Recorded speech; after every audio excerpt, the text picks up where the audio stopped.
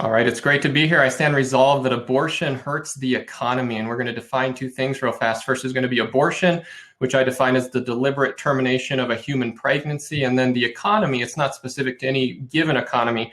And so I'm going to look at this as the world economy as a whole, the world economy, because no specific one is given, which means our focus will be primarily, not exclusively, but primarily on the developed world, because the vast majority of the world's economy is in the developed world. There are two reasons I'm going to present why I think abortion hurts the economy. The first one is because abortion lessens population growth.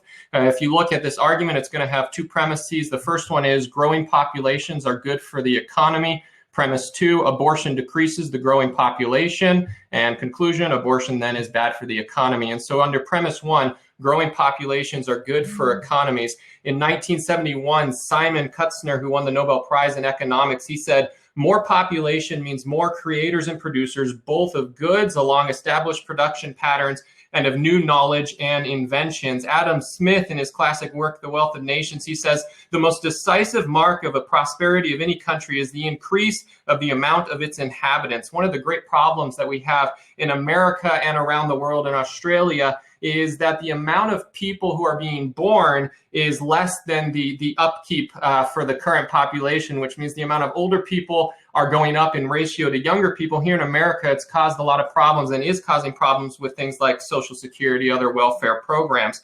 Premise two, abortion decreases the growing population. Worldwide, the World Health Organization estimates about 40 to 50 million abortions around the world each year. It's pretty common sense. If you're eliminating humans before they're born, that would be decreasing the human population, the potential human population. And this has huge economic impacts.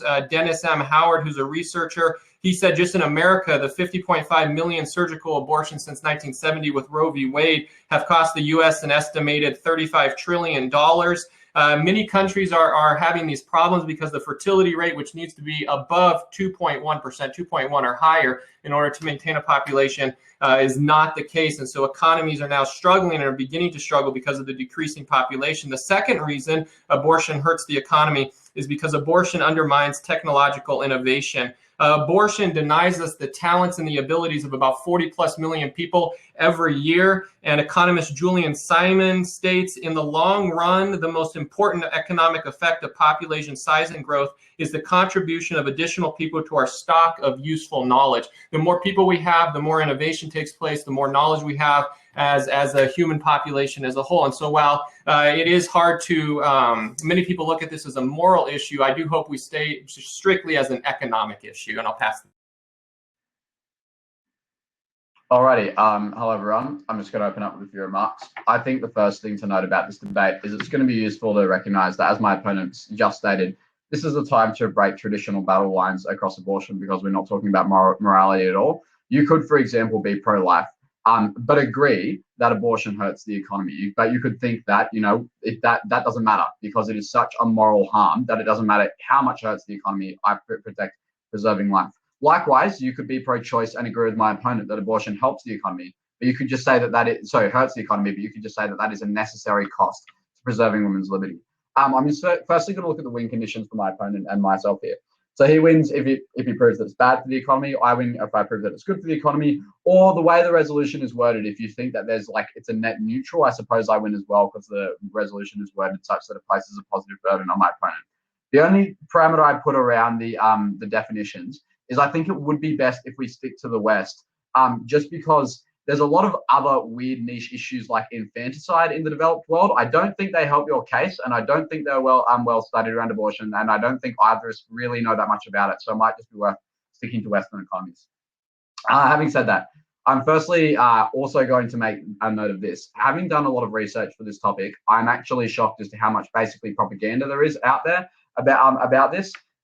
A lot of it, unfortunately, seems to be reflected in my opponent's case about population growth and the economy. So before I move on to my positive material, I'm going to have a bit of a look at some of the problems with this argument.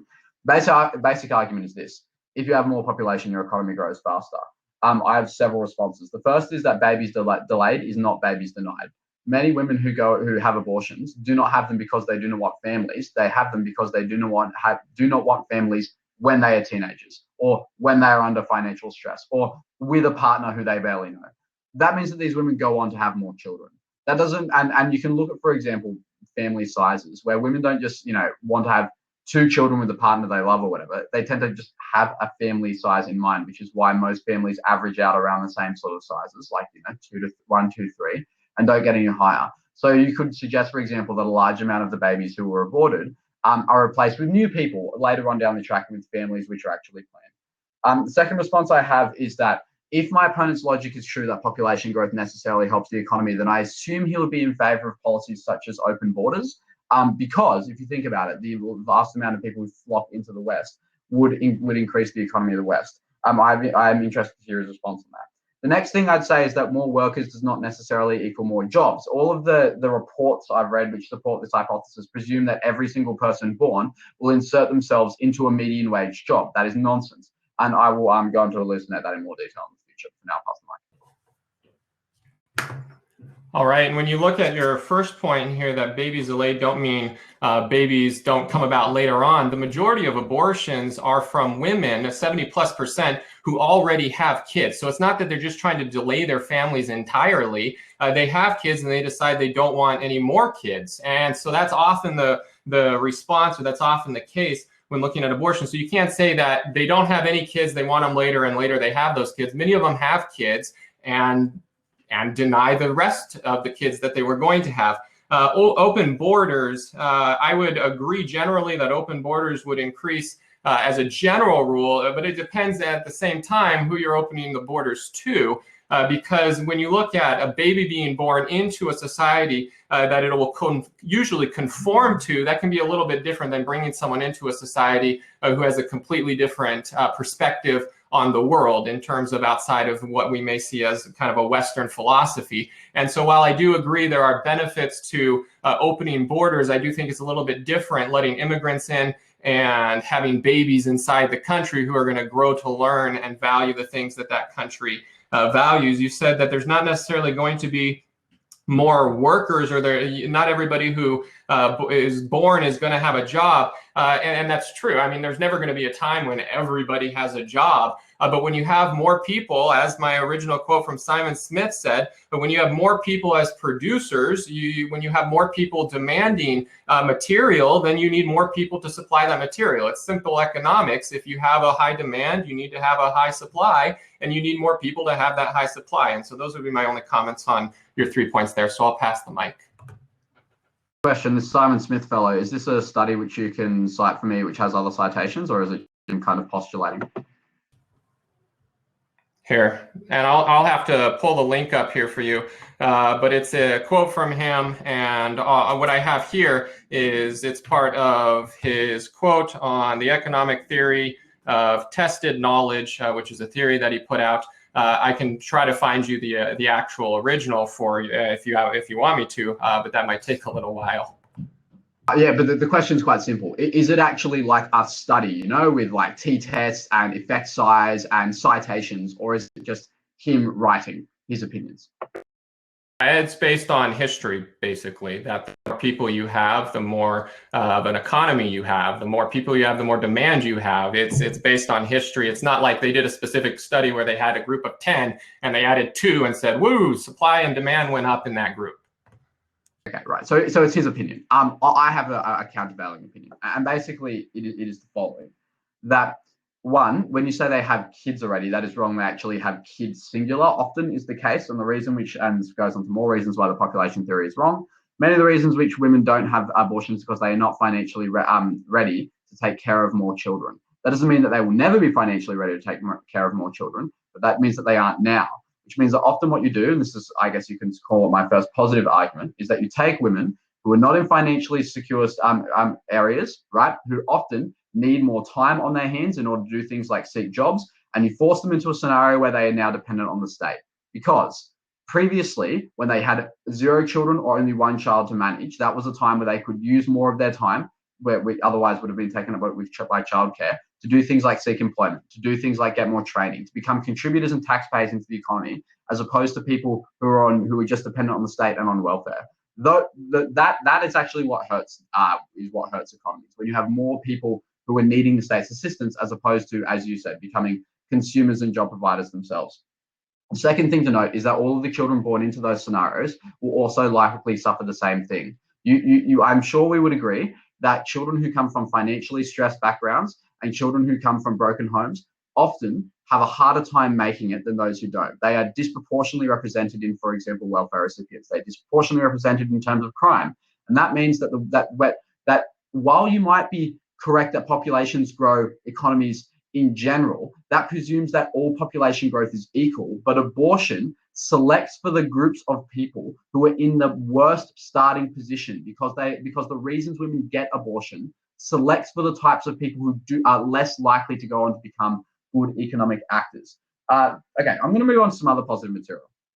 The other thing I'd say is just trivially, abortion is actually a job provider in the real sense of the word, right? Doctors who perform abortions, nurses who assist, and just clerks and everything and builders who, for example, build the facilities where they happen, the people who provide the medical maintenance equipment. All of this is an economy of its own, right? There are people who need abortion as a service. There are people who need to provide the service. There are workers who need to provide the infrastructure which facilitates that service. And all of that is a contributor to the economy. And it doesn't just provide more workers, by the way, which workers who could just go into the unemployed sector.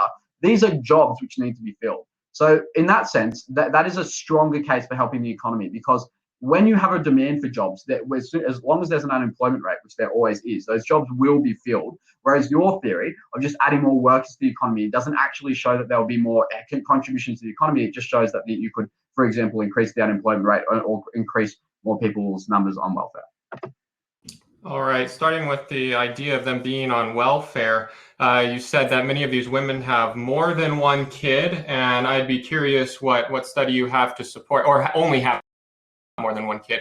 I'd be curious what study you have to say that most of the people who have abortions only have one kid, to get some ratios. What we know is 70% of them or more already have kids at the time that they get that abortion, and to just assume that they'll just have these kids later is completely unsupported. You go to the welfare problem in terms of these mothers will just be more dependent on the system. We're not so much focused, and this actually kind of ties in with the number two, that the entire family is kind of just on this system. When you look at the children being born and the idea that they're just going to be in the same poor situation, we have a quote. Economist Jacqueline Casson finds that, let me find it right here. Jacqueline Casson said that over the lifetime that someone born in an indigent situation in a poor household will still give 3.7 times whatever is spent on them back into the economy,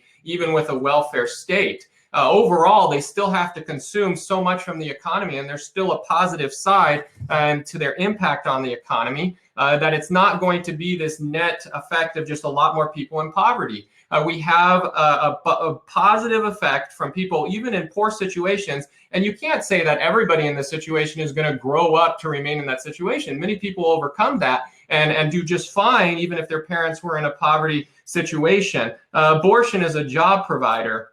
That one fascinates me. If you imagine with me, the abortion is kind of a one-time procedure most of the time. If they carry through that pregnancy, that's going to mean so many more doctors needing to be there along the entire course of that pregnancy, to be there for the birth, to be there for the postnatal. The involvement of the medical field in a birth is so much higher with a live birth than with a early on abortion. Not only does it go outside of the medical field, it goes to other areas, like when you have an extra, let's say 40 or 50 million people around the world, babies, there are dozens of industries that are targeted at that crowd. I mean, I'm a father, I have 2 kids, and I have spent who knows how much money on diapers right now. And the amount of money being spent in those economies, and the amount of workers needed to maintain those economies, go up when you have more babies. If anything, you actually lose job opportunity by eliminating the children very early on with a less with a method that takes less work. Actually carrying the baby through takes more jobs, especially when you consider everything that comes afterwards. We're not just adding more people to take things from the economy, we're adding people to also put things into the economy. It makes a huge difference. So with this consumer point, you're assuming that the women who are getting these abortions have like a bunch of disposable income which they're not spending, and now that they have their baby, they're going to redirect that non-spent income towards spending. don't you think it's possible that since abortion tends to select for women under financial stress, that you're just dealing with an existing pool of limited income and you're just reallocating it? So, for example, the money which they would have spent on advancing their career, or the money which they would have spent on other maybe slightly luxury goods, anything for their own happiness, is now just being redirected towards babies products. So you're not actually increasing any amount of money spent into the economy on the babies. You're just redirecting one from an already financially stressed consumer. No, I mean, that wouldn't be any different than your abortion argument that they have to spend money on an abortion and that's how those people have jobs. You'd have a lot more babies being born, which means you need a lot more demand. Even if it's reallocating that money, it's still investing at least the same amount, if not more, into the economy. And if your abortion point that it's a job provider is of any value, it means that it would be so much more of value if we let those pregnancies carry on through with the amount of medical attention that it requires over the course and the postnatal period. No. So when you say, for example, they're going to provide at least the same amount, if it is the same amount, then your economic growth point is moot, because it is reliant on the idea that women in financially stressful situations have extra disposable income lying around, which they are now reallocating to the economy, as opposed to the real characterization, which is women who, for example, abort for financial reasons, are often under financial stress and are merely reallocating money, right? So they're not adding any extra money into the economy. That's taking away from food and education sector and putting it into baby services. The last positive argument I'm going to bring out is the correlation between abortion and reduced crime rates. So the way this argument works is the following. This is like a highly cited study by Levitt and Donahue, which is basically the idea that because abortion often selects for families who are in broken homes and who are under financial stress, these tend to be the same sorts of families which are likely predictors of crime. And so the theory is that many of the children who are aborted would have gone on to have an increased risk of become criminals. And the statistics appear to bear this out. Roughly 20 to 25 years after Roe v. Wade happened, there was a massive crime drop, which was particularly pronounced within states which had not only legalized abortion, but actually provided the services. So more of the liberal states, and was also particularly pronounced in the 20 to 25-year-old age group for crime, as opposed to the older people. What all this suggests is that many of the children who were aborted would have gone on to become criminals. Why does this affect the economy? One, crime is highly disruptive to the economy, makes it less easy to run a business. Jailing people is very, very expensive. When obviously when you have people under total state care at all times, that is a drain on the taxpayer. And policing is also another drain on the taxpayer. And just generally speaking, crime is associated with increased things like injury and theft of just regular people, and that reduces their economic activity. So that is another reason to believe that abortion hurts the economy. Yeah, and I think you're completely missing the economic point. I'm not saying that women who have more children put more money into the economy. I'm saying their children, when they grow up, put more money in the economy, and the fact that the children exist drives different industries that have to provide for those children. The children are the ones who turn out putting that money back into the economy, and you didn't comment at all that even those in poor households return 3.7 times what was put into them back into the economy, even with families, your average family that's in a welfare situation. And so it's not the mother who has all this more money, it's the children when they grow up who are part of that economy and increase the economy because the population increases. The abortion and crime argument, I was a little bit surprised that you went there. If you do some more research, there have been several rebuttals to this. Even Wikipedia listed 10 different causes for that drop in crime rate in the 90s. And not only is abortion's not the only one that's actually correlated to the states who made that decision early on to legalize abortion. If you look at that, here's a few problems with it. And this comes from James Fox. He's professor of criminology at Northeastern University in Massachusetts. When you look at the data, you tried to kind of push it under the rug a little bit. The drop is not just in those who would be 18 to 25 years old after Roe v. Wade. The drop is for those who are even of the ages of 35 plus. For those who are 25 to 34 years old, they have a massive decline in the middle of the 90s, and that can't be explained at all by the Roe v. Wade decision. You look at the idea that the states before making abortion legal, and that somehow correlates this, the same states who made abortion legal early on are the same states who hardest cracked down on crack cocaine early on. And that's the dominating theory right now for why there was a drop in crime rate, to the point where even those who you're quoting admit there's no way this is the sole responsible means for why crime dropped off in the 90s. It's nowhere near the top. The crackdown on cocaine is the primary reason from the best evidence, followed by the amount of money the government put into law enforcement, because that's specifically in America. So I'll pass it back.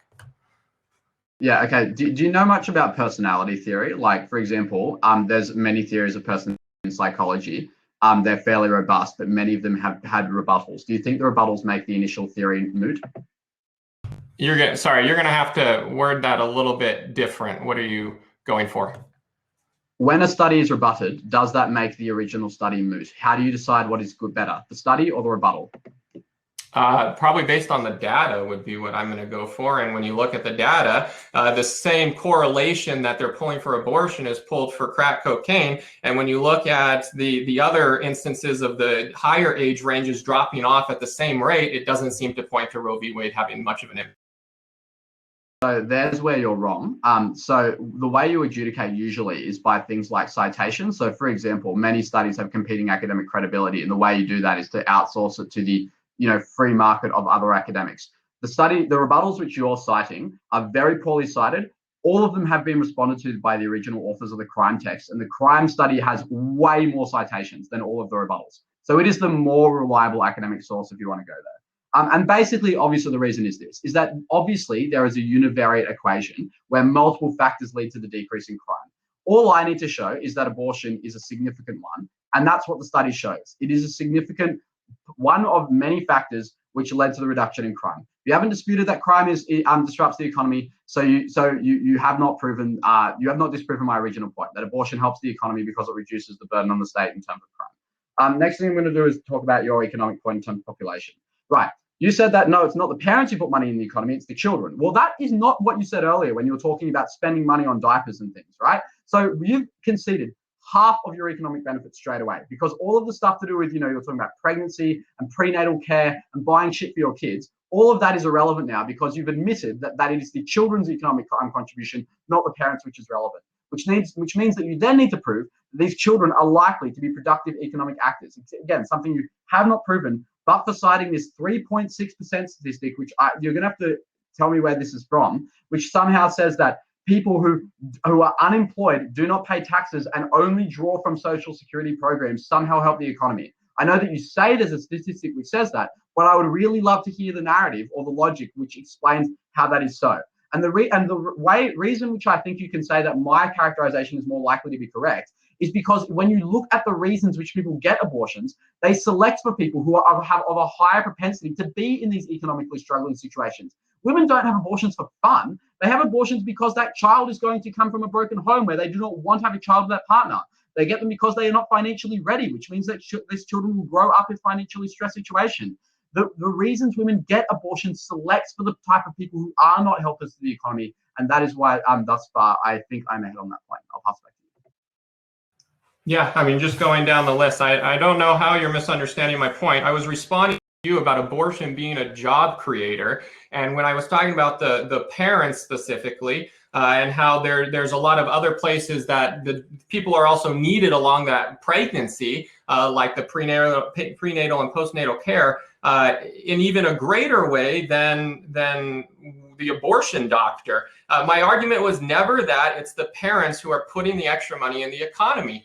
My argument is simply a response that as far as your objection is concerned, things stay stable. The difference is I then have a next generation coming in, a larger generation, who does put into the economy.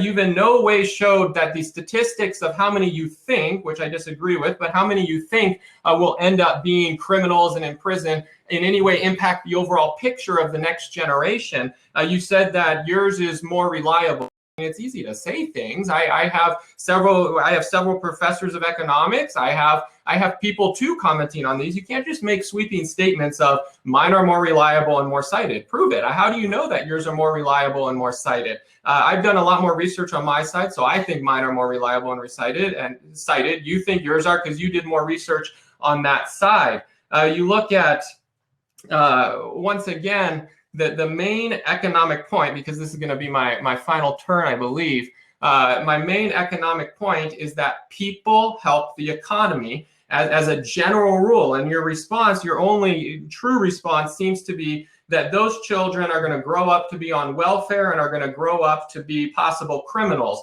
The first one you haven't substantiated in any way. I asked for what percentage of people are going to grow up and end up on this welfare system. Many people get out of poverty as the next generation. So if you could give me some reliable source that tells us that we in this next generation are going to have the same problem, and then if you could show me how you justifiably say your sources are better when I gave you multiple resources that talk about crack cocaine being the primary example. Abortion is not even number 2 from the research I've done. Number 2 is the fact that we amped up the amount of money we were giving to law enforcement. The people who were born during immediately following Roe v. Wade had a higher likelihood of actually committing homicides, because if you look at that graph on the crime reduction, right before the 90s, it goes up during their teen years. And so how does this somehow select for people who are going to be non-criminals? That's not in the information. That's not what the source is saying. And that's not even what your original author is saying. He's not saying that this is the main cause. He says this might be one of the causes. He thinks it's one of many causes.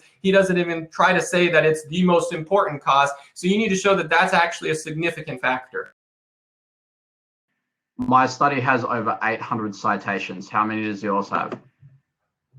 I'll look that up real quick. Okay. That's how, I'm not just saying mine's more reliable. I'm saying it based on the only metrics we have to judge reliability, which is citations. Let's go on to this economy thing. First thing, so I said that abortion clinics and everything provide jobs. You said that those people would otherwise become pregnant, and that provides jobs. What I say here is that new multiple industries is greater than one big industry, because it's not like you need to create a new hospital to accommodate for all the new people getting pregnant. It's just existing hospitals take on those pregnancies, because when you grow things up, you get economies of scale.